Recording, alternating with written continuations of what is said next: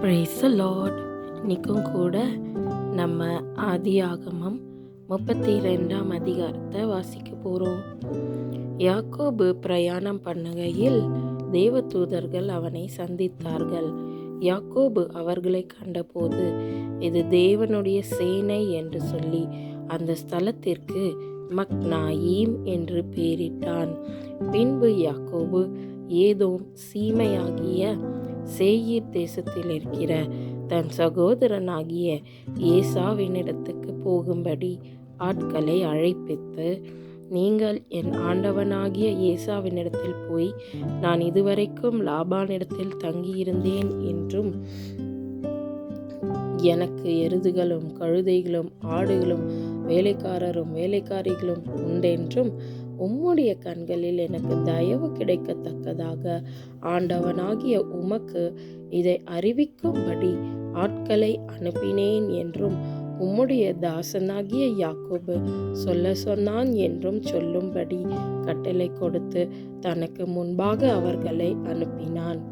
இப்போ இங்கே பார்த்தீங்கன்னா, யாக்கோபு அவருடைய மாமனாராகிய லாபான் கிட்ட இருந்து எழுந்து அவருடைய குமாரன் குமாரத்திகள் எல்லாரையும் கூப்பிட்டுட்டு புறப்பட்டு போகிறாங்க. அப்போ போகும் பொழுது வழியில் ஒரு இடத்துல தேவ தூதர்கள் அவரை சந்திக்கிறாங்க. பாருங்களேன், ஏற்கனவே யாக்கோபு அவர்கள் ஒரு வாட்டி தூங்கும் பொழுது பெத்தேல் என்ற இடத்துல அநேக தேவ தூதர்கள் ஏறுவதும் இறங்குவதுமா பார்த்தாரு. இப்போ பார்த்தீங்கன்னா, இரண்டாவது முறையாக தேவ தூதர்கள் அவரை சந்தித்தார்கள் என்று போடப்பட்டிருக்கு. அப்படி என்றால் அவங்க நேரிலே அவர் விழிப்புடன் இருக்கும் போதே சந்தித்திருக்காங்க, தூங்கும் போது அல்ல. அவர் தெளிவாக இருக்கும் பொழுதே அவரை சந்தித்திருக்காங்க. இது எதுனால நமக்கு தெரியாது, ஆனால் தேவனோட பிரசன்னம் பாதுகாப்பு அவரோட கூட எப்பவுமே இருந்துச்சுன்றத அவர் உணரும்படியாக இப்படி தரிசனங்களை அவர் பார்க்குறாரு. மட்டுமல்ல, அவர் பல வருடங்களுக்கு முன்பாக அவருடைய ஆசீர்வாதங்கள், அதாவது அவங்க அண்ணாக்கு சேர வேண்டிய ஆசீர்வாதங்கள் எல்லாம் பெற்றுக்கொண்டு அங்கேருந்து ஓடி வந்த பிறகு முதல் முறையாக அவங்க அண்ணாவை மறுபடியும் சந்திக்க போகிறாரு. ஸோ அப்போது தான் அவர் அங்கே ஒரு ஜெபத்தை செய்து விட்டு ஒரு பிளானை அழகாய் போடுகிறார். வாங்க அது என்னன்னு நம்ம பார்க்குறோம்.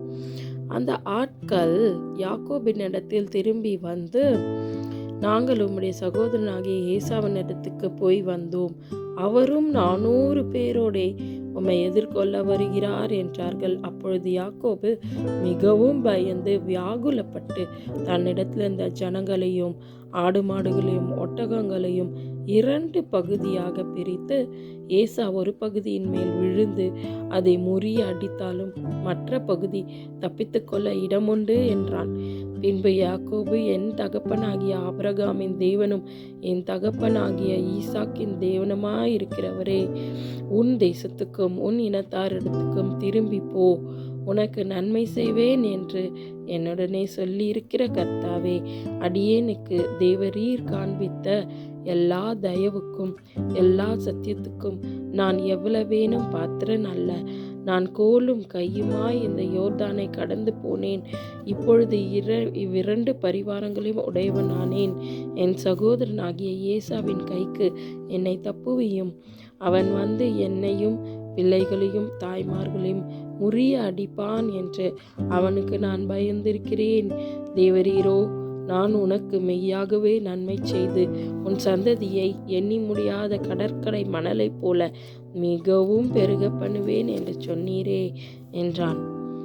அந்த ராத்திரி அவன் அங்கே தங்கி தன் கைக்கு உதவின வைகளிலே தன் சகோதரனாகிய ஏசாவுக்கு வெகுமானமாக 200 வெள்ளாடுகளையும் 20 வெள்ளாட்டு கடாக்களையும் 200 செம்மறியாடுகளையும் 20 ஆட்டுக்கடாக்களையும் பால் கொடுக்கிற 30 ஒட்டகங்களையும் அவைகளின் குட்டிகளையும் 40 கடாரிகளையும் 10 காளைகளையும் 20 கோழிகை கழுதைகளையும் 10 கழுதை குட்டிகளையும் பிரித்தெடுத்து வேலைக்காரர் கையில் ஒவ்வொரு மந்தையை தனித்தனியாக ஒப்புவித்து, நீங்கள் மந்தைக்கு முன்னும் பின்னுமாக இடம் விட்டு எனக்கு முன்பாக ஓட்டி கொண்டு போங்கள் என்று தன் வேலைக்காரருக்கு சொல்லி முன்னே போகிறவனை நோக்கி, என் சகோதரனாகிய ஏசா உனக்கு எதிர்பட்டு நீ யாருடையவன், எங்கே போகிறாய், உனக்கு முன் போகிற மந்தை யாருடையது என்று உன்னை கேட்டால், நீ இது உமது அடியானாகிய யாக்கோபுடையது, இது என் ஆண்டவனாகிய ஏசாவுக்கு அனுப்பப்படுகிற வெகுமதி, இதோ அவனும் எங்கள் பின்னே வருகிறான் என்று சொல் என்றான். பாருங்க, யாக்கோபு அங்கே ஒரு அழகான திட்டம் தீட்டுகிறார். முதலாவதாக என்ன பண்ணார்னா, தன்னை தாழ்த்தி இந்த இடத்துல அவர் ஜெபிக்கிறாருங்க.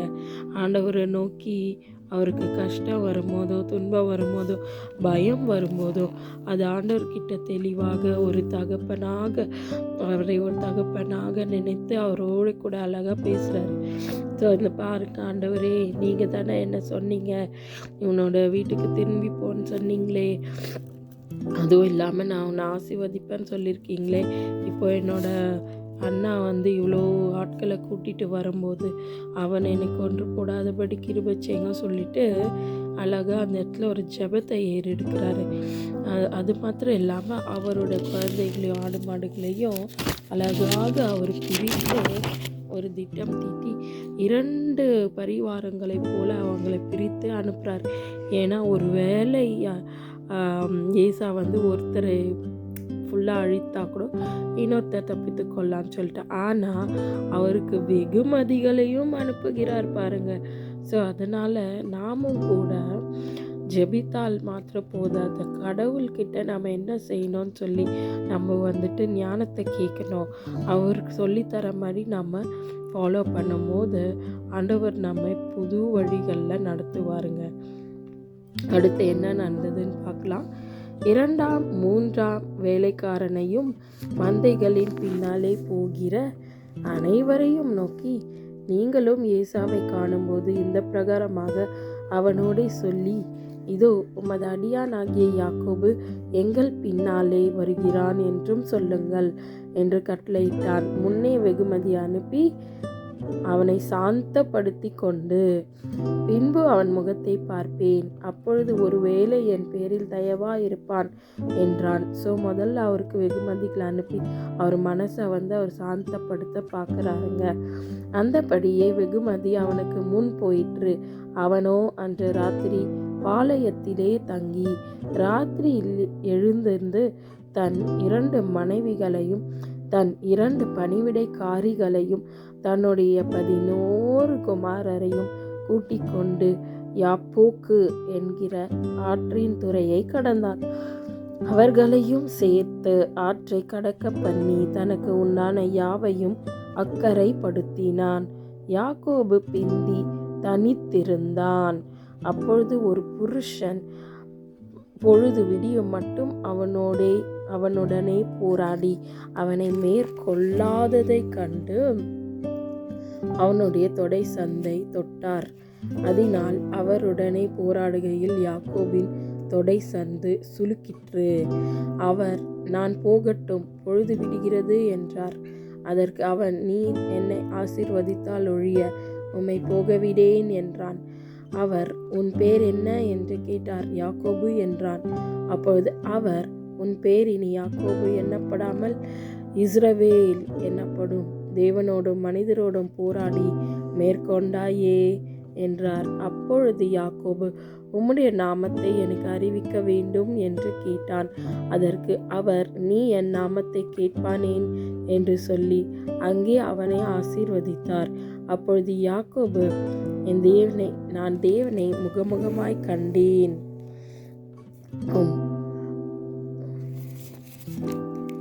உயிர் தப்பி பிழைத்தேன் என்று சொல்லி அந்த ஸ்தலத்திற்கு பெனியேல் என்று பெயரிட்டான். அவன் பெனியேலை கடந்து போகையில் சூரியன் உதயமாயிற்று. அவன் தொடை சுளுக்கினாலே நொண்டி நொண்டி நடந்தான். அவர் யாக்கோபுடைய தொடை சந்து நரம்பை தொட்டபடியால் இஸ்ரவேல் புத்திரர் இந்நாள் வரைக்கும் தொடை சந்து நரம்பை புசிக்கிறதில்லை. ஸோ இங்கே பார்த்தீங்கன்னா எல்லாரையும் அனுப்பிட்டு அவர் தனித்து இருக்கிறாருங்க. இப்படித்தான் நாமும் கூட தனித்து ஜெபிக்கணும், தனிமையாக இருந்து ஜெபிக்கணும். எந்த ஒரு உலக காரியங்கள் இருந்தாலும் அதெல்லாம் ஓரம் கட்டிட்டு நம்ம கொஞ்ச நேரம் ஆண்டவர் பாதத்தில் அமர்ந்து இருக்கணுங்க. அந்த மாதிரி நம்ம தனித்து ஜெபிக்கும் பொழுது ஆண்டவரோடு கூட நம்ம ஒரு சந்திப்பை ஏற்படுத்த முடியும். அவரோடு நம்ம பேச முடியும், அவரும் நம்மோடு கூட பேச முடியும். ஸோ இங்கே பார்த்திங்கன்னா ஒரு இடத்துல பார்த்திங்கன்னா ஒரு புருஷன் போட்டிருக்கு, ஆனால் இன்னொரு இடத்துல பார்த்திங்கன்னா தேவ தூதன் என்றும் போட்டிருக்கு. ஸோ அது கடவுள் ஒரு மனித ரூபத்தில் வந்தார் என்று சொல்லி வேத ஆராய்ச்சியாளர்கள் சொல்கிறாங்க. அது மட்டும் இல்லாமல் அது இயேசு கிறிஸ்துவின் முன் அடையாளமாக வந்திருக்கலாம் என்று சொல்லப்படுகிறது. ஸோ அவரோட கூட அவர் போராடுகிறார். நீங்கள் ஆசீர்வத்தால் ஒழிய நான் உங்களை விட மாட்டேன்னு சொல்லி இரவெல்லாம் போராடுறாரு. பிறகு அதுக்கான பலனும் அவர் பெற்றுக்கொள்கிறாரு. அப்போது கடவுள் அவருடைய நாமத்தை கேட்குறாரு பாருங்க. அப்போது வேணுன்ட்டே அவரோட பேரை கேட்டு அங்கே பெயரை அவர் மாற்றி வைக்கிறார். இந்த இஸ்ரவேல் என்ற பேர் முதல் முறையாக யாக்கோபுக்கு அங்கே ஏற்படுது, இந்த பெனியேல் என்ற இடத்துல. பிறகு அவர் அந்த நிமிஷத்துலேருந்து இஸ்ரவேல் சந்ததியாக இன்னைக்கு வரைக்கும் அழைக்கப்படுறாங்க. ஸோ அதுதான் அந்த முக்கியமான சம்பவம் இந்த இடத்துல நடந்திருக்கு. ஸோ முழுவதும் தேவனாகிய கர்த்தரை நான் முகமுகமாக பார்த்தேன்னு சொல்கிறாரு. ஸோ அவரை போகவே விடாமல் யாக்கோபு தான் மேற்கொண்டு இருக்காரு, அவரு கிடையாது. அவர் மேற்கொள்ளதுனால தான் அவரை விட்டு போக முடியாமல் தொடை சந்தை அவர் ஜஸ்ட்டு தொட்டாருங்க. அவர் எதுவுமே பண்ணல, அது தொட்டதுக்கே அது சுலுக்கி போனதை நம்ம பார்க்குறோம். ஸோ கடவுள் அந்த இடத்துல அவர் ஆசீர்வதித்துட்டு போனார். ஸோ இதே போல் தான் நாமும் கூட தேவனிடத்தில் போராடி நம்முடைய விசுவாசத்தை நம்ம அதிகப்படுத்தி தேவனோடு கூட நம்ம போராடி ஜெபிக்கணும். ஆத்துமாக்களுக்காக ஜெபிக்கணும், நம்ம குடும்பங்களுக்காக ஜெபிக்கணும். ஏனென்றால் இப்பொழுது இருக்க காலகட்டம் அந்த மாதிரி காலமாக இருக்குது. நம்ம ஜெபித்தால் ஒழிய நம்ம இந்த உலகத்தை ஜெயிக்கவே முடியாது. தேவனுக்கே மகிமை. ஆமென்.